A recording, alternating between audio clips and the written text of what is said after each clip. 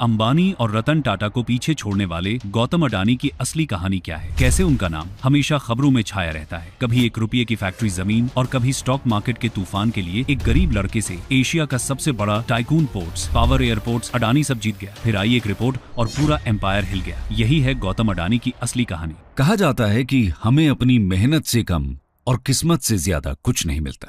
लेकिन क्या हो अगर आपकी किस्मत में ज्यादा से ज्यादा मिलना लिखा हो?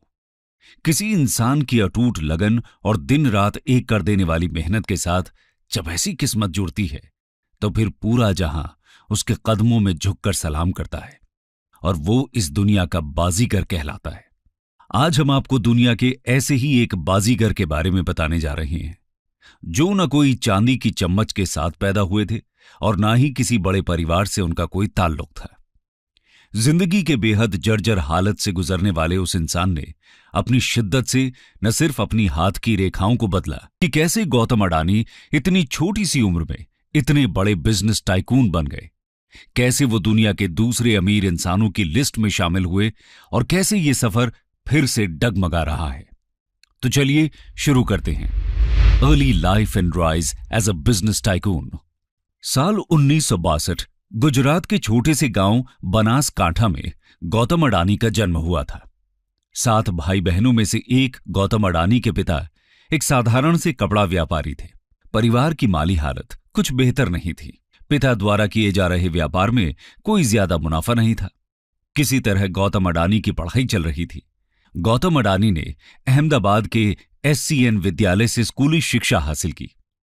गौतम जब 16 साल के हुए तो उन्होंने कॉमर्स की पढ़ाई करने के लिए अहमदाबाद जाने का फैसला किया। उन्होंने यूनिवर्सिटी ऑफ गुजरात में एडमिशन लिया, लेकिन सेकेंड ईयर तक आते आते घर की आर्थिक हालत ठीक न होने की वजह से उन्हें बीच में पढ़ाई छोड़नी पड़ी। गौतम अडानी अपने परिवार को गरीबी से निकालना चाहते थे। इसके लिए उन्हें लीग से हटकर कुछ करना था। वो आम नौकरी और बंधे बंधाई सैलरी से नहीं हो सकता था। इसलिए कुछ अलग करने की चाह लेकर गौतम अडानी मुंबई निकल गए। उनकी जेब में कुछ चंद रुपए थे, लेकिन उनके अंदर हौसले की कमी नहीं थी। स्कूटर पर चलने वाले अडानी जिंदगी में उड़ान भरने के लिए कदम बढ़ा रहे थे, लेकिन उन्हें आगे करना क्या है ये वो खुद भी नहीं जानते थे। साल 1978 में गौतम अडानी के कदम मुंबई में पड़ चुके थे। मुंबई पहुंचने के बाद गौतम अडानी के चचेरे भाई ने उन्हें महिंद्रा ब्रदर्स की मुंबई ब्रांच में नौकरी दिलवा दी, जहां पर गौतम महिंद्रा ब्रदर्स की डायमंड कंपनी में काम करने लगे। यहीं से उन्होंने बिजनेस को A से Z तक जाना। यहां उन्होंने डायमंड सप्लाई से जुड़ा काम सीखा। गौतम कई कई घंटों तक पत्थरों को पॉलिश किया करते थे। 3 साल तक काम करने के बाद गौतम बाजार के बदलते ट्रेंड्स को समझ चुके थे। इसके बाद उन्होंने अपना खुद का बिजनेस शुरू करने का फैसला किया। उन्होंने 1981 में शहर में आभूषणों के सबसे बड़े झवेरी बाजार में अपना खुद का डायमंड ब्रोकरेज शुरू किया। गौतम ने ट्रेडिंग की और उन्हें अपनी पहली कमाई के तौर पर 10,000 रुपए कमीशन मिले। यहां से उन्हें आगे बढ़ने की दिशा मिल चुकी थी। उनकी जिंदगी में अभी भी कुछ दिलचस्प मोड़ आने बाकी थे। 1 साल बाद यानी 1981 में उनके बड़े भाई महासुख अडानी ने उन्हें फोन किया और बिजनेस में मदद करने को कहा।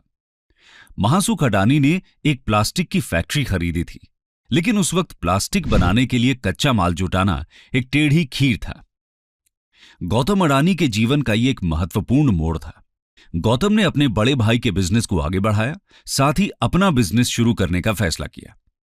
1985 में ही उन्हें अपने जीवन का पहला ब्रेक मिला, जब राजीव गांधी की सरकार ने देश में आयात नीतियों को आसान बनाया। गौतम अडानी के पास ट्रेडिंग का अनुभव नहीं था, लेकिन उन्होंने अवसर का फायदा उठाया और ट्रेडिंग के बिजनेस में शिफ्ट हो गए।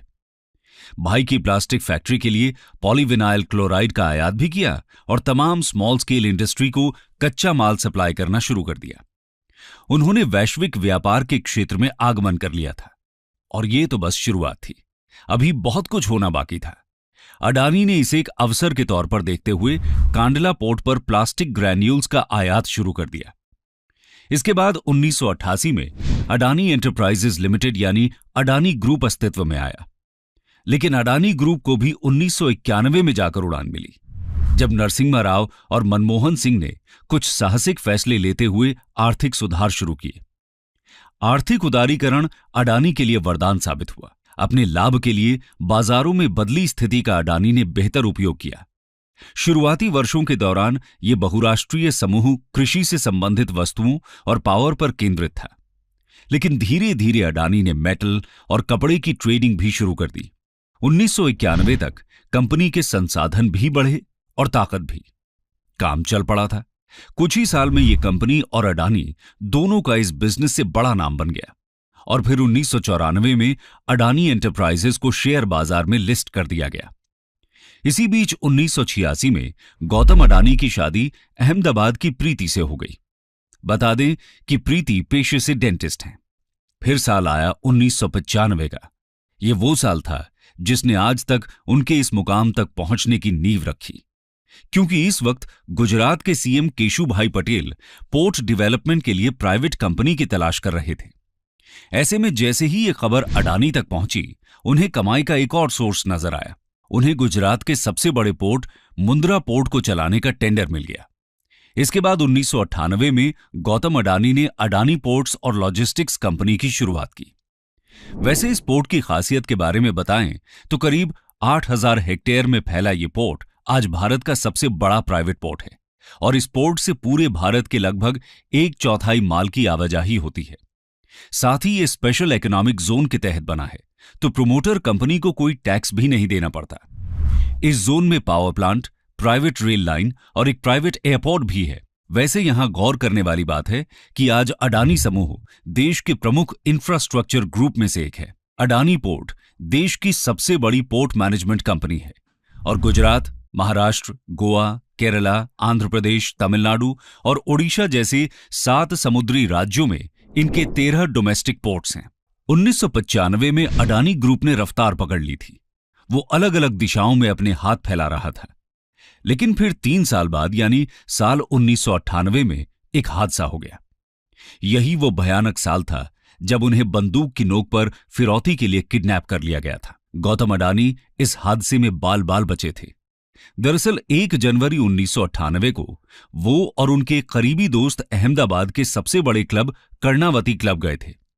जब वो दोनों वहां से निकलकर अपनी कार से मोहम्मदपुरा रोड की ओर निकले तो रास्ते में एक स्कूटर ने जबरदस्ती उनकी गाड़ी रुकवाई और फिर दोनों को वैन में बैठाकर किडनैप कर लिया।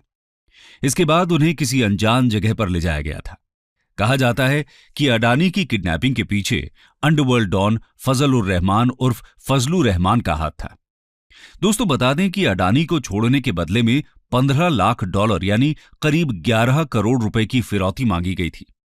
इसके बाद से ही गौतम अडानी बॉडीगार्ड और सिक्योरिटी रखने लगे थे। जनवरी 1999 में अडानी ग्रुप ने विलमार बिजनेस ग्रुप के साथ हाथ मिलाकर खाने के तेल के बिजनेस में कदम रखा। अडानी खुद को ग्रो करते चले गए। फॉर्च्यून के द्वारा अडानी लोगों की रसोइयों में पहुंच गए।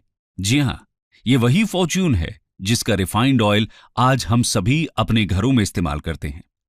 24 नवंबर 2000 को खाद्य तेल की 3 मुख्य श्रेणी फॉर्च्यून सोयाबीन, फॉर्च्यून सनफ्लावर और फॉर्च्यून कॉटन सीड तेल के साथ लॉन्च हुआ। इसके अलावा अलग अलग सालों में दालें, शक्कर और सोया चंक्स जैसे अन्य खाद्य पदार्थों में भी कारोबार शुरू किया गया। इसके साथ ही इनके रखरखाव के लिए 2005 में अडानी ग्रुप ने फूड कॉरपोरेशन ऑफ इंडिया के साथ मिलकर अलग अलग राज्यों में बड़े बड़े साइलोज बनाए। साइलोज एक तरह के कंटेनर होते हैं जिसमें बड़े पैमाने पर अनाज को रखा जाता है। साइलोज की कनेक्टिविटी के लिए अडानी ग्रुप ने रेलवे साइडिंग एरिया में साइलोज बनवाए ताकि अनाज को लाने और ले जाने में आसानी हो। सब कुछ अच्छा चल रहा था, लेकिन इसी बीच एक बार फिर गौतम अडानी मौत के मुंह में जा पहुंचे। अडानी की जिंदगी में यह भयावह किस्सा मुंबई के 2008 के आतंकी हमलों से जुड़ा है। 26 नवंबर 2008 मुंबई आतंकी हमला तो आप सभी को याद होगा। उस हमले में ताज होटल में फंसे सर्वाइवर्स में से गौतम अडानी भी एक हैं। दरअसल उस रात अडानी ताज होटल में वेदरक्राफ्ट रेस्टोरेंट में दुबई पोर्ट के सीईओ मोहम्मद शराफ के साथ डिनर करने गए थे। तभी उन्होंने आतंकवादियों को होटल में घुसते और गोलियां चलाते देखा। वो बम भी फेंक रहे थे। अडानी सबसे ऊपर थे, इसलिए वो साफ देख सकते थे कि आतंकी स्विमिंग पूल और लिफ्ट की तरफ लगातार गोलियां चला रहे थे। कुछ ही पल में हड़कंप मच गया। चारों तरफ लोग चिल्ला रहे थे और गोलियों की आवाज आ रही थी। तभी होटल स्टाफ ने मेहमानों की मदद की और सभी को बेसमेंट में छिपाए रखा। बेसमेंट में बहुत ज्यादा घुटन होने लगी तो उन्हें ताज चेंबर में ले जाया गया, जो एक फ्लोर ऊपर था। अडानी ने 26 नवंबर की पूरी रात बेसमेंट में ही गुजारी। अगली सुबह सुरक्षा बलों ने करीब 8:45 पर उन्हें बाहर निकाला। 27 नवंबर को अपने प्राइवेट एयरक्राफ्ट से अहमदाबाद एयरपोर्ट पर लैंड करने के बाद उन्होंने कहा था कि मैंने 15 फुट की दूरी से मौत को देखा है। वो आज भी इन लम्हों को याद करके सिहर उठते हैं। लेकिन अडानी उस हमले के बाद रुके नहीं, वो बढ़ते रहे। अडानी अपने बिजनेस को लगातार फैला रहे थे। वो अब माइनिंग के बिजनेस में जाने का सोचने लगे थे। गौतम अडानी को कोयले में पैसा दिखा। उन्होंने डोमेस्टिक इलेक्ट्रिसिटी जनरेशन का काम शुरू कर दिया और बड़े बड़े राज्यों को बिजली सप्लाई करनी शुरू की। लेकिन इतने बड़े पावर प्लांट को चलाने के लिए जरूरत से ज्यादा कोयला चाहिए था। इसलिए उन्होंने अपना गुजराती दिमाग चलाया और साल 2010 में उन्होंने इंडोनेशिया में माइनिंग कारोबार शुरू किया। फॉर्च्यून इंडिया मैगजीन के मुताबिक अडानी ने लिंक एनर्जी से 12,147 करोड़ में कोयला खदान खरीदा था। इस खदान में 7.8 बिलियन टन के खनिज भंडार हैं, जो हर साल 60 मिलियन टन कोयला पैदा कर सकती है। इसके बाद साल 2011 में अडानी ग्रुप ने ऑस्ट्रेलिया के एबट पॉइंट कोल टर्मिनल को 2 अरब 72 करोड़ डॉलर में खरीदा। इसी तरह अडानी अपना कारोबार दुनिया भर में फैलाते गए। अडानी साम्राज्य का कारोबार 2002 तक 76 करोड़ 50 लाख डॉलर था, लेकिन 2014 तक आते आते वो 10 अरब डॉलर हो गया। साथ ही वक्त की जरूरत को देखते हुए अडानी ग्रुप ने नेचुरल गैस के क्षेत्र में भी बिजनेस को बढ़ाया और 2017 में सोलर पीवी पैनल बनाना शुरू किया। उधर बंदरगाह और निजी रेल लाइन के बाद अडानी ने एयरपोर्ट्स की तरफ उड़ान भरी और 2019 में अहमदाबाद, लखनऊ, मैंगलोर, जयपुर, गुवाहाटी और तिरुवनंतपुरम जैसे 6 हवाई अड्डों के मॉडर्नाइजेशन और ऑपरेशन की जिम्मेदारी उठा ली। अब अगले 50 सालों तक अडानी ग्रुप इन सभी एयरपोर्ट्स का ऑपरेशन, मैनेजमेंट और डेवलपमेंट संभालेगा। वहीं मुंबई इंटरनेशनल एयरपोर्ट लिमिटेड में भी अडानी ग्रुप के पास 74% की हिस्सेदारी है। और यह बताने की जरूरत नहीं है कि भारत में मुंबई एयरपोर्ट दिल्ली के बाद देश का सबसे बड़ा एयरपोर्ट है। इसके बाद अडानी ने एक नया रिकॉर्ड बनाते हुए दुनिया भर में भारत का नाम रोशन किया।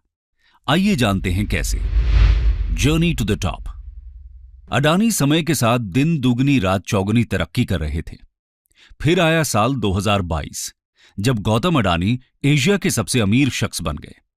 गौतम अडानी ने साल की शुरुआत में ही देश के बड़े बिजनेसमैन मुकेश अंबानी को पीछे छोड़ दिया। इसके बाद दुनिया के दूसरे सबसे अमीर शख्स बर्नार्ड आर्नोल्ड को पीछे छोड़ते हुए खुद दूसरे नंबर पर काबिज हो गए। फोर्ब्स की रियल टाइम बिलियनेयर्स लिस्ट में दूसरे नंबर पर आ गए। उस समय गौतम अडानी की नेटवर्थ 154.7 अरब डॉलर थी और बर्नार्ड आर्नोल्ड की संपत्ति भी 153.8 अरब डॉलर थी। वहीं लिस्ट में पहले स्थान पर काबिज टेस्ला के प्रमुख और दुनिया के सबसे धनी इलॉन मस्क की नेटवर्थ 273.5 अरब डॉलर थी। हालांकि सितंबर के बाद धीरे धीरे गिरावट आई, फिर भी वो तीसरे स्थान पर काबिज रहे। दोस्तों, गौतम अडानी न सिर्फ बिजनेस में अपना पैसा लगाते हैं, बल्कि गौतम अडानी एनजीओ भी चलाते हैं। उनके फाउंडेशन देश के 16 राज्यों में हैं। इन जगहों पर अडानी फाउंडेशन 2400 से भी अधिक गांवों की करीब 40 लाख से भी अधिक आबादी को क्वालिटी प्राइमरी एजुकेशन देता है। साथ ही पब्लिक हेल्थ, सेल्फ एम्प्लॉयमेंट और इरेडिकेशन ऑफ मैलन्यूट्रिशन के क्षेत्र में भी काम करता है। Adani foundation skill development programme के तहत 11 राज्यों के 1 लाख लड़के लड़कियों को ट्रेनिंग भी देता है। बता दें कि अपने 60वें जन्मदिन पर अडानी फाउंडेशन ने सामाजिक कार्यों के लिए 60,000 करोड़ रुपए का दान देने का फैसला किया है। अडानी ग्रुप, टाटा ग्रुप और रिलायंस के बाद 100 अरब डॉलर से अधिक का मार्केट कैप हासिल करने वाला देश का तीसरा कारोबारी घराना है। अडानी का कारोबार mines, ports, power plants, airports, data centres और डिफेंस सेक्टर तक फैला है। इस वक्त अडानी ग्रुप की 7 कंपनियां शेयर बाजार में लिस्टेड हैं, जो निवेशकों की खूब कमाई करा रही हैं, और वो इस सूची में 21वें पायदान पर आ गए हैं। अंबानी इस वक्त एक बार फिर भारत और एशिया के सबसे अमीर व्यक्ति बन गए हैं। कुल मिलाकर यह कहा जा सकता है कि अडानी की संपत्ति जिस रफ्तार से ऊपर उठी थी, उतनी ही तेजी से इसके नीचे गिरने के आसार नजर आ रहे हैं। कई कंपनियों के शेयर तो स्टॉक मार्केट में लोअर सर्किट को छू रहे हैं।